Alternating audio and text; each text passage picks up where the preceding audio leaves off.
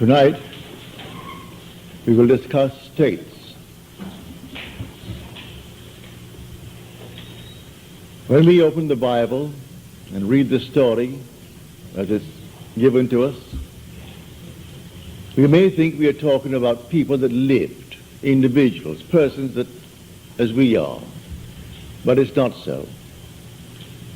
The characters depicted in the Bible are not the individuals named.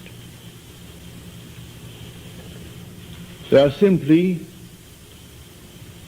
states signified by those names. For instance, the name Moses, or the name Abraham, or the name, well, any name that you find in Scripture. They are not individuals, as you and I are. It's simply a state of consciousness through which the individual, you and I, the immortal being, we pass through these states. The word Moses means to be born.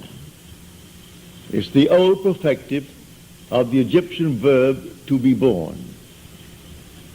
Abraham, the father of the multitudes.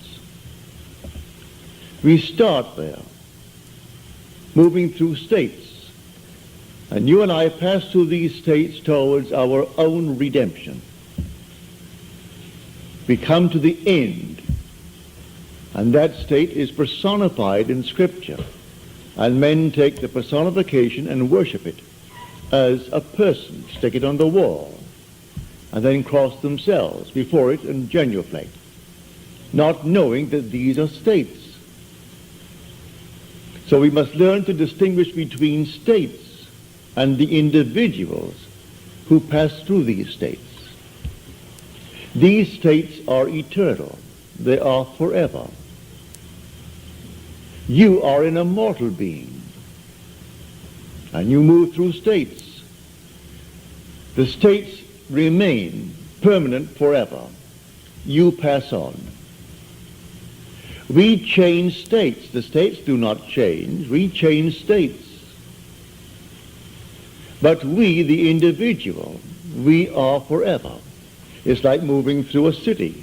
The city remains, but we pass on. To think that because we have left the city, that the city has ceased to exist would be stupid. The city remains, and we go on.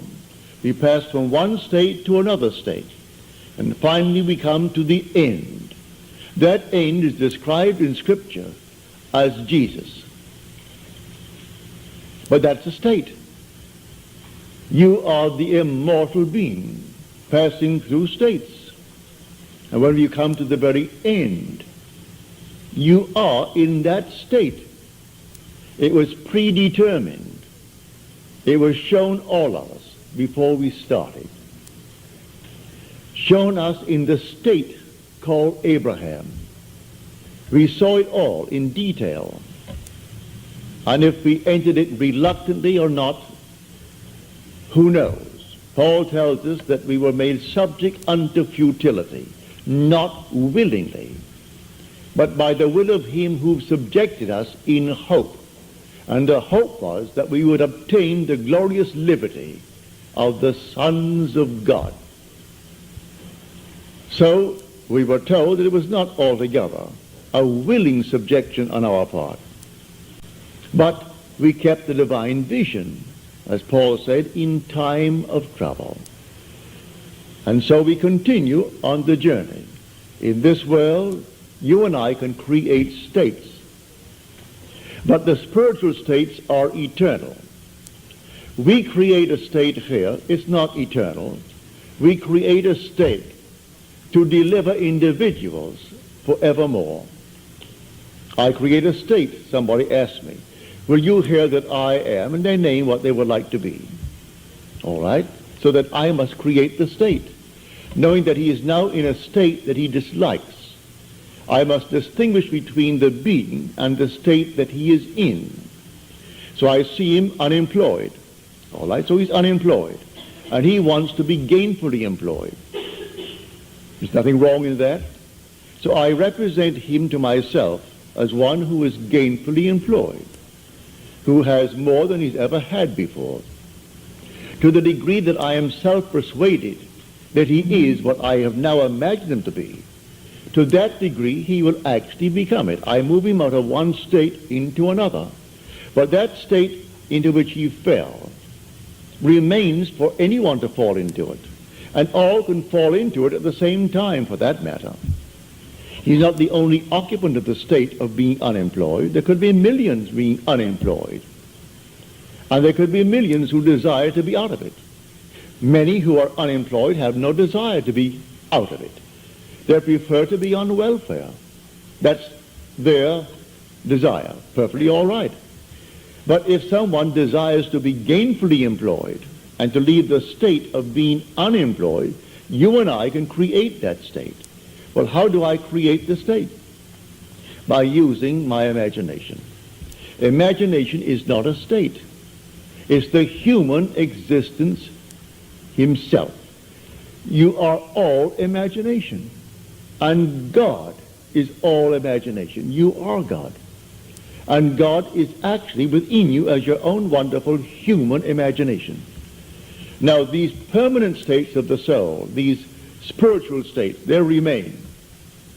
You and I pass through them towards our own redemption.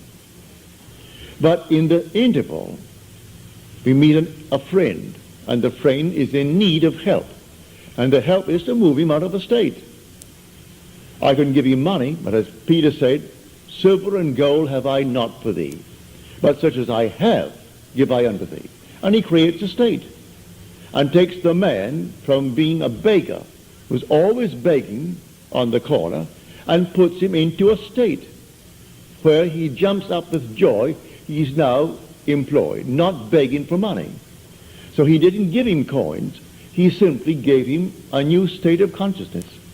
So I take you as an individual. I represent you to myself as the one that you would like to be. The one that I, if I were in your state, would like to be. I make it fit within what is known as the golden rule. I do unto others as I would have them do unto me. If I were in that state, would I like to be in some better state? Certainly. Well then, do it to another.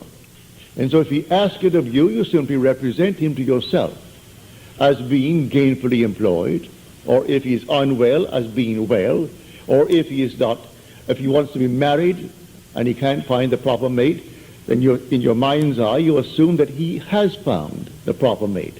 Whatever it is that is a normal, natural request that is not in conflict with your own moral, ethical code. And you create a state. This state, then you lift your individual into that state. Well, how do I do it? I carry on a conversation mentally with that friend from the basis that he is in that state. He tells me how happy he is with his new job and how much he's making. I see him in my mind's eye radiant.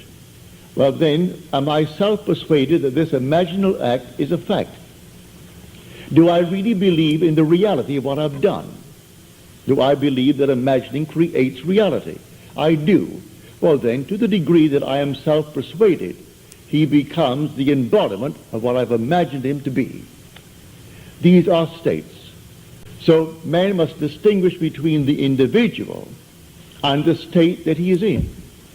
So Blake said, I do not consider the just or the wicked to be in a supreme state, but to be every one of them states of the sleep into which the soul may fall in its deadly dreams of good and evil, when it left paradise following the serpent of generation. So we came down to experience death, for this is a world of death, where everything appears, it waxes, it wanes, and it disappears. So everything dies in this world. No matter how long it seems to live, it dies eventually. So we come down into the world of death. And the last enemy to be destroyed or to be overcome is death. I enter death and then conquer death to prove that I cannot die. I am an immortal being, for I am all imagination.